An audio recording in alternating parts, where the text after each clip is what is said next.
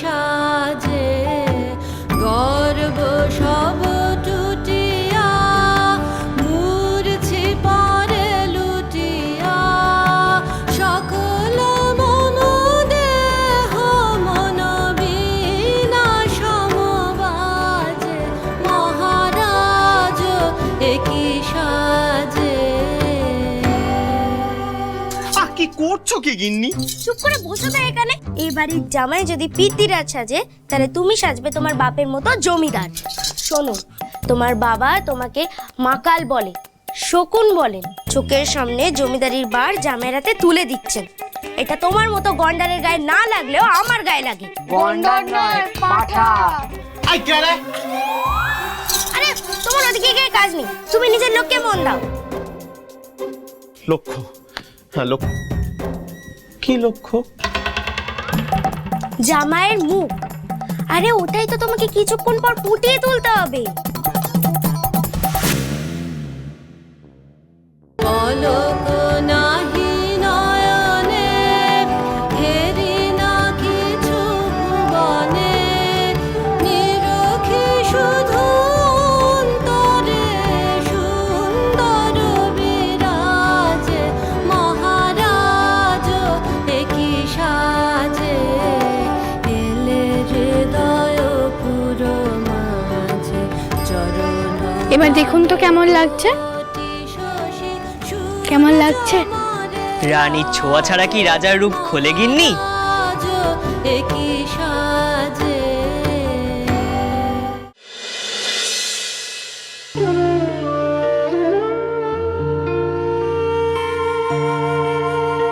I ছোট, হাত পা দেখি।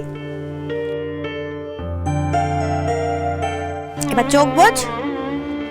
ও মা দিদি, চোখ? আহা, আমি না বড়?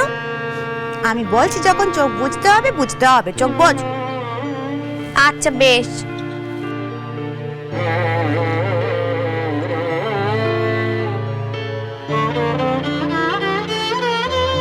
নে এবার চোখ খোল।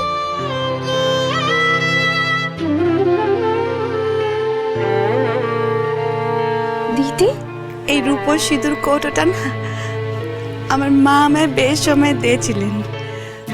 বলেছিলেন স্বামী সন্তান নিয়ে সুখে সংসার করিস। আমি তো এই সংসারে সন্তান সুখ দিতে পারলেন না ছোট, তাই আজ থেকে এইটা তোর। তুই আমার কান্তিটা পুড়ে দিস বোন। না দিদি, তুমি যে এভাবে এই সংসারটাকে আগলে রেখেছো সেটা আমি কোনোদিনও পারবো না। ছোট, এই সংসারে আমি তোর মা, আমি তোর দিদি।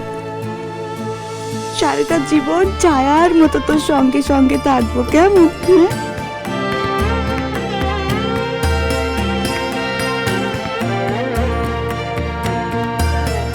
এতগুলো বছর তো সতীন কাটা গলায় নিয়ে জ্বললি। এখন যখন সে স্বেচ্ছায় যেতে চাইছে তাকে যেতে দে না রে দিদি।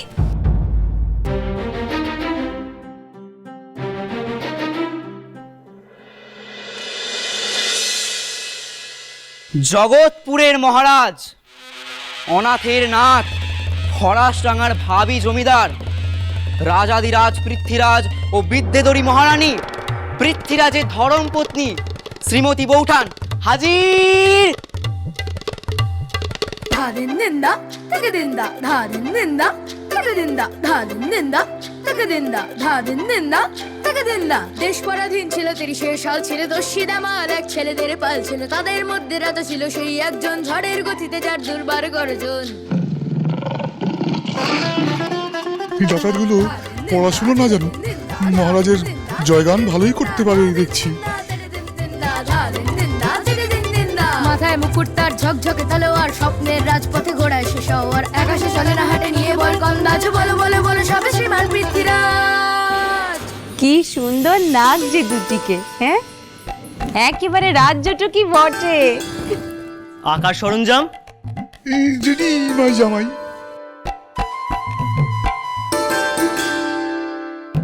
সরঞ্জাম তো রয়েছে, কিন্তু চিত্রকর কোথায় শ্বশুরমশাই? বাবা, চিত্তকর এখানে জামাই।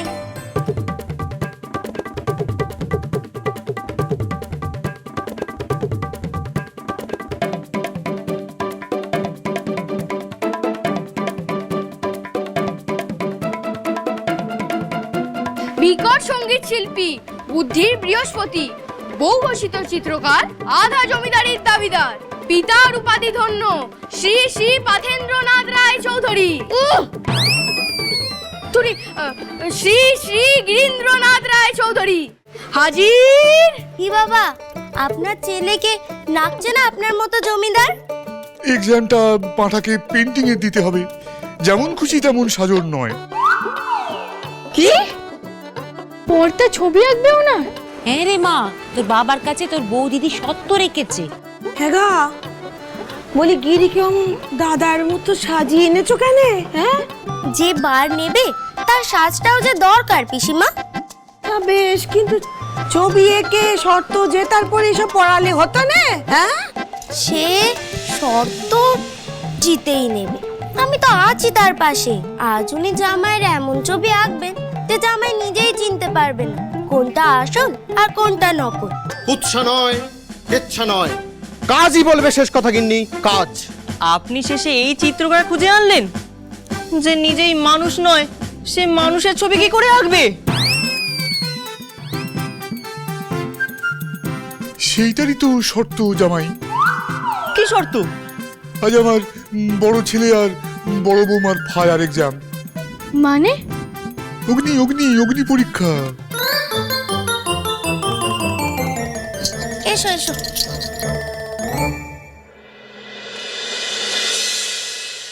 এখানে কেন জামাই, সামনেটা গিয়ে বসো।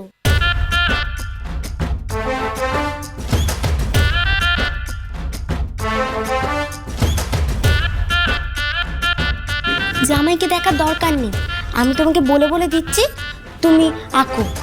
তাই হবে গিন্নি। এটা গোচাই, আমার ভাই ফোটাকে উতরে দিও গো, আমার ভাই ফোটাকে উতরে দিও। মা, তোমার জামাইয়ের ছবি আঁকা না হলে একরকম হতো, কিন্তু এখন যদি দাদারা ছবি আঁকতে গিয়ে কোনো ভুল করে বসে, তাহলে কি হবে আমি নিজেও জানি না। হ্যাঁ, রক্ষে করো ঠাকুর, রক্ষে করো। প্রথমে এই সরু তুলিটা দিয়ে একটা টান দাও, আচ্ছা তারপরে এই মোটা তুলিটা দিয়ে একটা গোল করো। আচ্ছা,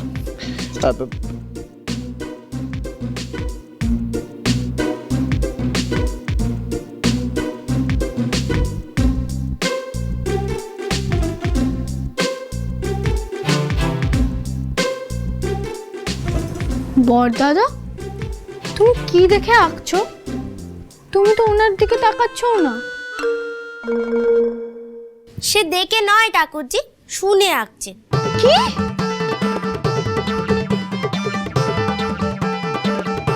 হ্যাঁ গো ঠাকুরজি, আমার কথায় ওনার ভরসা।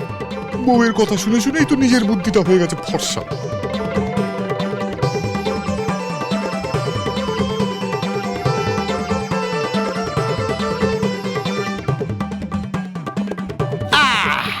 পেন্টিং সম্পূর্ণ হয়েছে। কই কই দেখাও সবাইকে। না না বাবা, যার ছবি সে আগে দেখে বাবা দি। হ্যাঁ,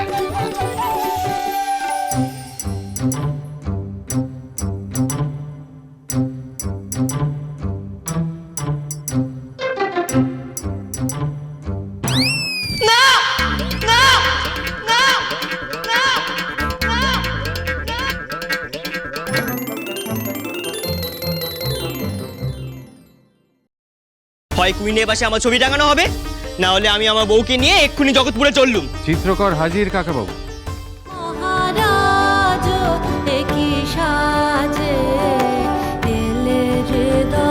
পৃথ্বীরাজ,